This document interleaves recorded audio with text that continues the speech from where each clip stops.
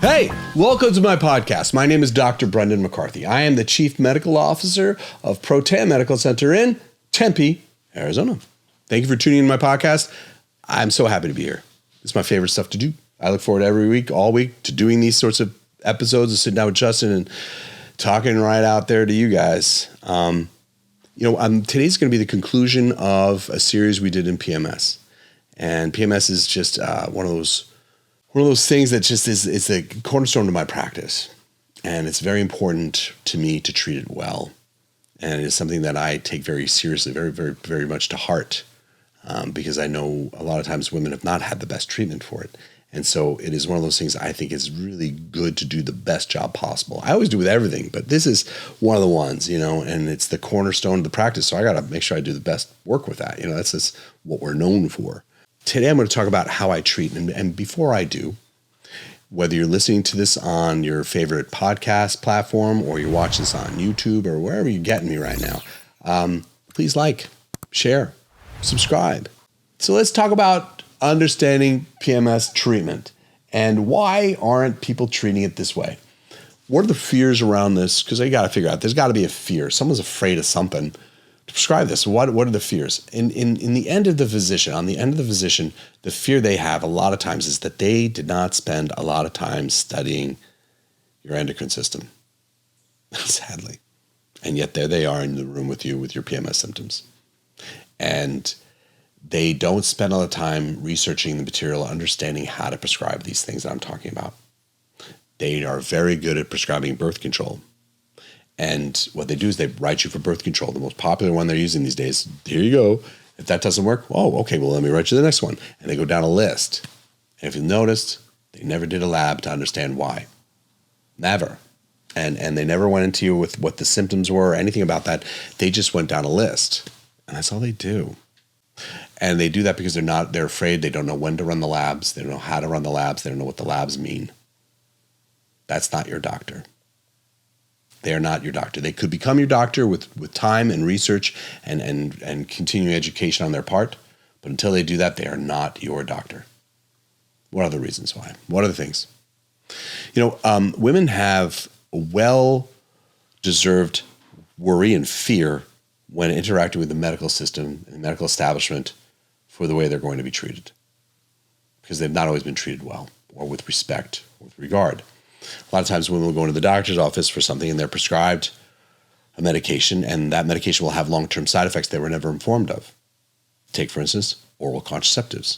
Now, I have a mixed feeling about oral contraceptives. Oral contraceptives are, I know, an important part of life, and I'm not going to say they're bad. The nature of contraception, I agree with. Let's say it that way. The quality of the product they use with you, I do not believe in. The quality of the product has not changed. They have not improved upon it. If anything, they haven't done anything for men. Seriously, when was the last thing? The last invention for men was what? A condom? Seriously, what else they got? There's nothing else out there for this. And so women are put on oral contraceptives often, and they're not told the long-term impact oral contraceptives are going to have on their health. Now, oral contraceptives will, over time, deplete out your free testosterone and inhibit you from having any. And that's due to its impact, the impact of oral contraceptive on your ability to make something called sex hormone binding globulin. When you take oral contraceptives, you have super physiological levels of sex hormone binding globulin. Now, sex hormone binding globulin preferentially binds up your testosterone and renders it inert. Basically, it takes any testosterone you have that could be used and doesn't let you have it or use it. You need testosterone. You just do. Just like I need estrogen. We all need these hormones, but they have to be at the precise ratio. But you'll have women who are afraid to go to the doctor because they'll be prescribed something that the doctor didn't tell them it's going to cause this long-term, in some cases permanent, reduction in testosterone, leading to sexual dysfunction, loss of muscle mass. There's a lot of things that testosterone does for you. Mood dysregulation. You need testosterone for mood too. So women have a valid fear and concern that they're going to be put on something that the doctor doesn't even know what it's doing to them or doesn't even care. There's also concern about synthetic versus bioidentical. And this is important to bring this up. There are available in the pharmacopoeia, which is the medicines we prescribe, there are versions of hormones that are synthetic that are not good for you. Hydroxyprogesterone acetate is a synthetic version of progesterone.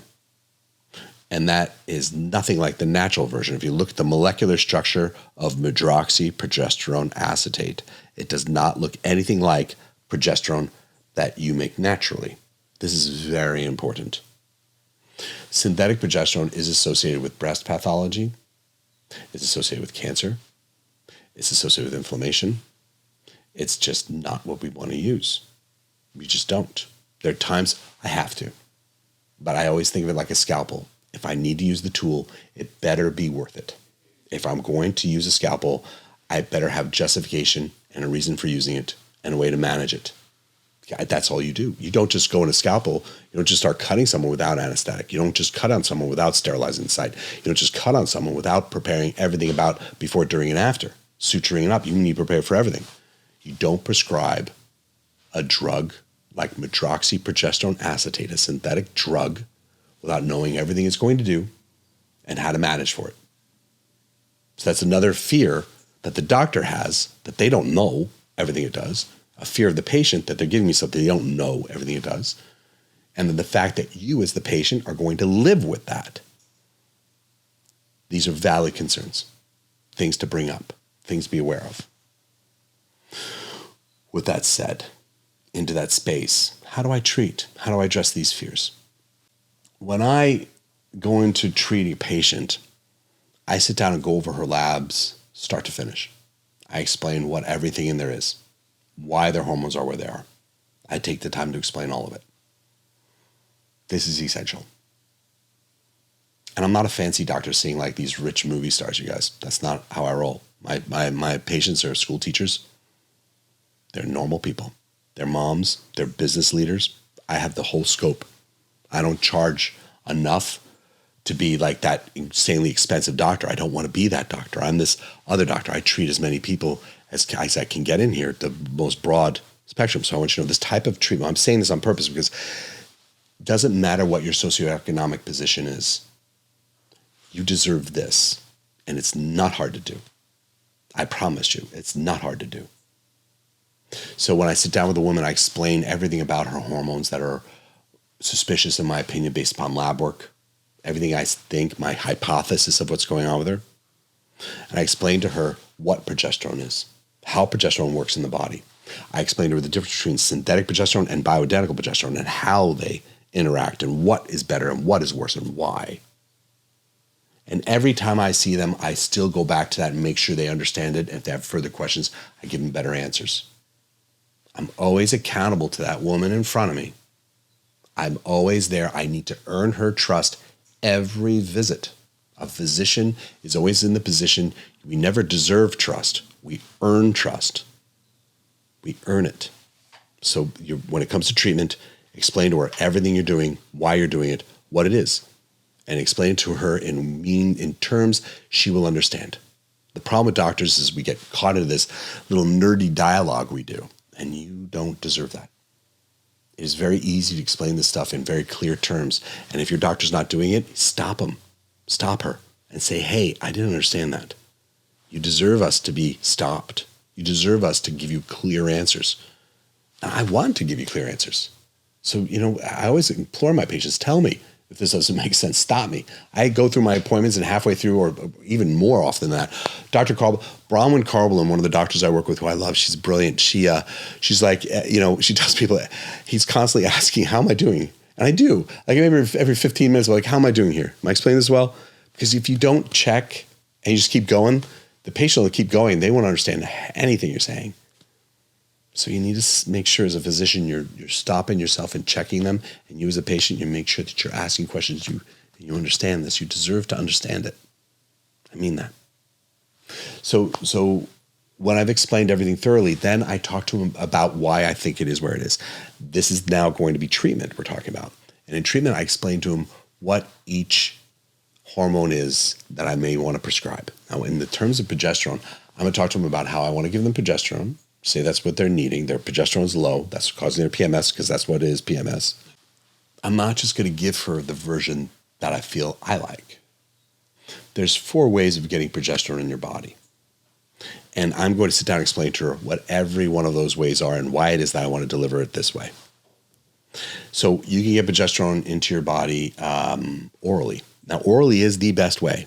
With that said, when you take progesterone, if you swallow it whole as a form of a pill, if it's a pill with a powdered progesterone in it, which is oral micronized progesterone in a powdered form, if you swallow that, your absorption is going to be very low. You don't get a lot from it. And because it's a fat soluble and it doesn't absorb well when it's in its powder form intestinally, maybe 17% is the absorption rate. I'm going to post citations on that. And if you're watching this on YouTube, it'll be in the comment section. And I'm going to ask Justin to also put this up on the screen so you can see this. But studies are very clear about the absorption rate of swallowed progesterone. So when a patient comes into clinic and I'm going to prescribe her progesterone, if I give her the pill that's the powdered micronized progesterone, I know she's not going to absorb much. So I need to prescribe a lot of it. I need to prescribe a high dose of it. And I need to run the labs to see how much I need to give her to get there. Now that can become very expensive doing it that way. But still, I always say that this is one of the ways of getting it is oral micronized progesterone from a capsule. What are other ways? Then there's the brand version, Prometrium. Now, Prometrium is in the States, about $600 a month or so. And $600 a month is a steep price. But why that one works pretty well is because it's in an oil capsule. It's a gel cap with oil. And it's an oil-based suspension in there of progesterone. Now, that's more absorbed. That does a better job. But it's got peanut oil in there. So a lot of people don't do well with peanut oil, and peanut oil becomes oxidized easy. I'm not a fan of peanut oil, but still, you have Prometrium, a little expensive, but if their insurance covers it, you can get some coverage with that. Your absorption rate will be a little bit better with that. Again, run your labs, verifying it, but that's another way. I prefer using mine to be done as a sublingual dissolving troche or a rapid dissolve tablet. Any which way I can get them to dissolve it sublingually in their mouth. Now, when you have progesterone in your mouth, your absorptions are going to be a lot better through the tissue here. The tissue in the mouth is so thin, you get a better absorption. So I'm preferring to prescribe it that way. Not always easy to get. Compounding pharmacies are hit or miss. Sometimes they'll do a good product; it's easily absorbed. Sometimes they don't put as much in there as they should. It's again hit or miss. But that is going to be your best absorption. What other ways out there? A lot of people love topical. Topical progesterone is not my favorite. And, topical testosterone is, testosterone, as I mentioned earlier, is a fat-soluble compound. And when you do it on the skin, fat-soluble compounds are not always the most easily absorbed through the skin. Lipophilic is not easily absorbed. Women ideally produce 25 milligrams of progesterone a day during her luteal phase. That's about how much they're generating. To achieve that therapeutic dose with women topically, based upon the absorption rates on the skin, you have to use approximately half of your body as an absorbing surface. Okay? I'll cite the research as I mentioned a moment ago, and it'll be, again, I'll post it up here, but also it'll be in the comment section of the YouTube video. Because patients will do topical progesterone and think it's helping, but a lot of times that's because they want it to help. It's almost like a placebo effect. That can happen, but I need to see labs, I need to verify. You deserve that. If you're spending like $80 on a progesterone cream and you're not absorbing any of it, I'd rather give you progesterone, micronized progesterone troches absorbed sublingually for $30 or $60. That's what I prefer. That's where I would prefer to be with you as your doctor, or even less sometimes. Sometimes you're only going to be doing like $20 a month for them. You're all unique on the dosing we need to do with it, but a lot of times the ones I'm going to recommend are not that bad. Sometimes they'll be much less expensive. There are people out there that recommend a pellet version of progesterone, and I saw that a few times. How much, the amount of pellet you need to inject into someone's body to get that therapeutic dose, it's not possible. Because again, you make 25 milligrams a day, and I'm going to insert with you a 200 milligram pellet. That's not enough. It takes 4 months to break it down, so its release rate's all going to be all the time. So it's not like I'm doing a rhythm with it, because progesterone should be administered in a rhythm with a woman who's with PMS. So we can't do pellet, and please don't fall for the pellet on that one. Don't do pellet progesterone. That's one of the ones that I've never seen good research around. I've never seen good success with. So please avoid that. I know it's out there, but just please avoid that. There's injectable progesterone. Now, injectable progesterone works. Man, that works good. But it hurts. It's a heck of a shot. So I kind of avoid it. Again, sublingual progesterone, price point, pain point, real good. but injections is more painful. So please do avoid that one as well. When we do progesterone dosing for women, so let's go back again. So when the woman presents to clinic and they have PMS, and I run her labs, and her progesterone levels are low, and I want to prescribe progesterone, I'm going to prescribe progesterone. It's going to be the last 10 days of her cycle, day 18 to day 28 of her cycle. I'm going to start her on progesterone. Now, if she's very low, I'll give her, say, 200 milligrams as a sublingual troche. That'll dissolve sublingually. She takes it every night right before bed and lets it dissolve. She doesn't swallow it or chew it and swallow it. She just lets it dissolve. And then once it's dissolved, she can go to sleep. Now, you can do sugar-free ones. That'll be easier on your teeth. Otherwise, you brush your teeth when you're done. Okay? Make sure you take care of your teeth. They should all be sugar-free, by the way. Unless there's sometimes you see them, they compound it with chocolate. So sometimes there could be chocolate ones, and that could be sugar. So do brush your teeth after that. But I give her progesterone day 18 to day 28 of her cycle, 10 days progesterone every month. And she takes it right before bed, as I mentioned. Now, if her period comes early, she still stays on the progesterone the full 10 days. But I want her to let me know. Oftentimes, with PMS, the lining of the uterus has become thick. And when I give her progesterone, it's going to start shedding some of that lining. So her period may come early. So I'm going to counsel her that her period may come early. Don't worry. Let me know when that happens. And I'll keep on top of that. I'll make sure I'm monitoring it, make sure there's not something else happening. But generally, that's what we expect with PMS based upon what estrogen does when there's no progesterone around. It makes that lining of the uterus thick, and so it causes it to shed a little prematurely when I give her progesterone. We want that. It'll help bring everything back down to a normal size. So it reduces the endometrial lining down to a little bit more normal level. Sometimes I'll do imaging to support that. That's whatever's necessary. Now, progesterone as a sublingual troche is icky. It tastes bad. It's not popular. I compound it in office, and no matter how hard I try, it still has a bit of a bitter taste to it. With that said, that's the number one thing that moves through my office. It is the most number one prescription we send out to pharmacy or we manufacture on site for the individual. And the reason why it's so popular is because it works so well. For depression, for insomnia, for anxiety that's associated with low progesterone, it is just the magic bullet. When done right, it is it. And so, again, you'll have some blowback. People are like, I don't like the way this tastes. But man, when done right, you feel right. You sleep well. And sometimes you're like, I'll eat whatever it takes.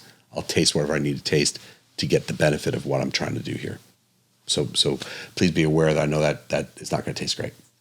What are the things that happen there? Sometimes, as I mentioned in a previous episode, you want to use testosterone because estrogen has been high for too long from these anovulatory or not ovulating cycles.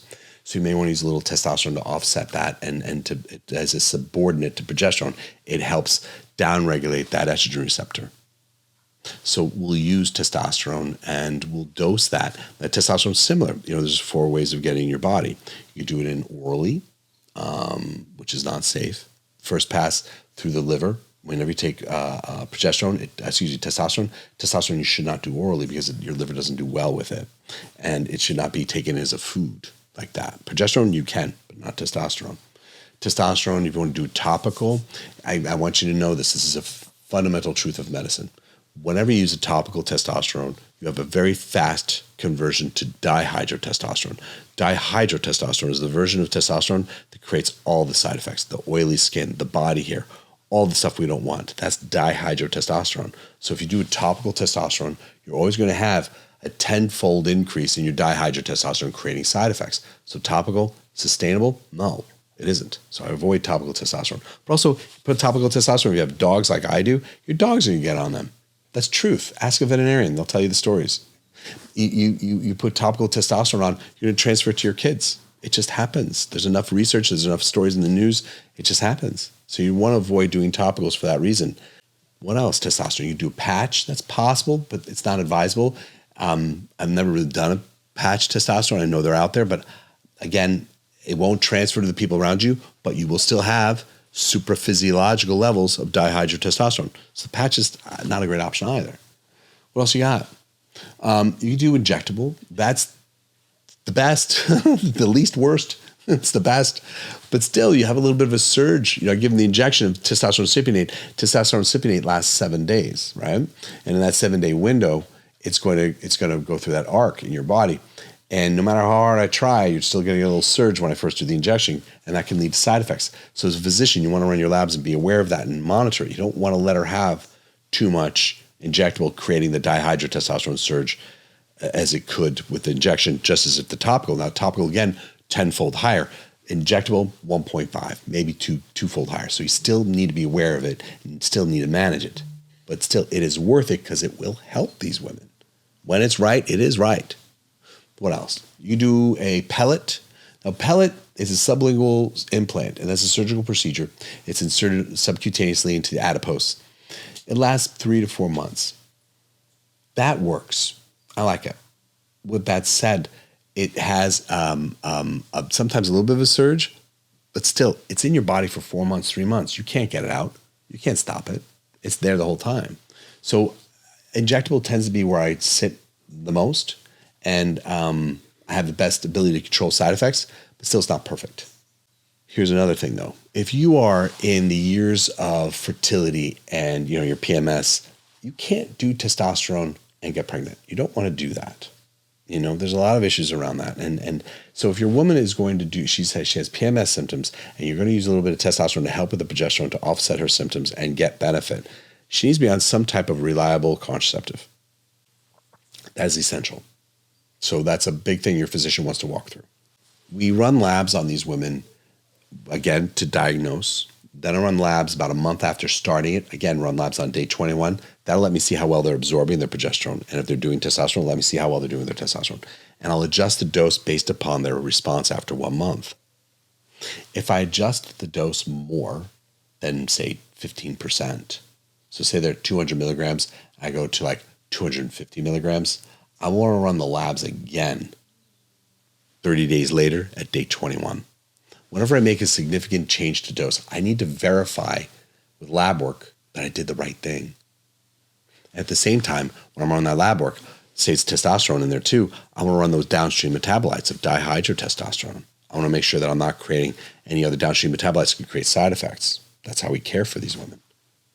Once they're stable, everything is good, we're in a good place. We run labs every 6 months on day 21 of their cycle to see where it is and how they're doing. That's my go-to. That's the basic panel. That's the basic approach of PMS. We may tease in supplements. I may tease in vitamin B6 to help with making more serotonin. I may tease in magnesium to help with detox pathways of estrogen. I may tease in a lot of different things. Diindolylmethane for estrogen metabolism. There's other tools I use based upon the labs in the woman in front of me and the symptoms she has. But for the root protocol around progesterone, at the end of the day, it's running the labs day 21 of their cycle to understand that's the cause, understand why they're having the cause, and then getting them back to balance using progesterone. This is how I use progesterone. What I didn't go into, because there's a lot more to this, is why they have PMS. I talked a little bit about it last time, and I'm going to be more clear on it now. The cause of the PMS needs to be understood and addressed.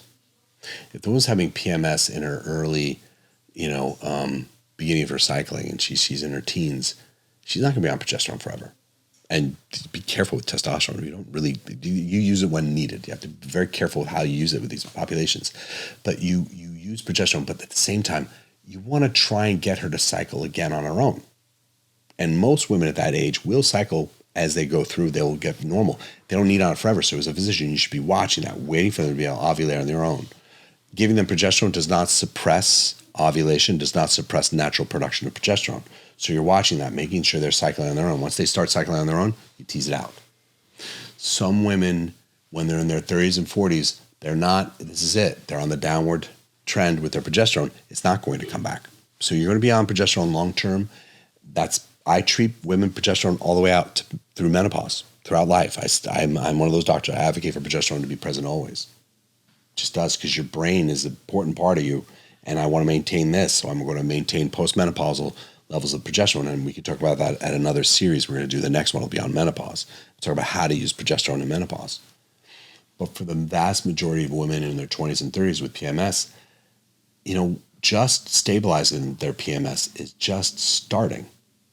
You're just starting. You got to understand why they're not ovulating.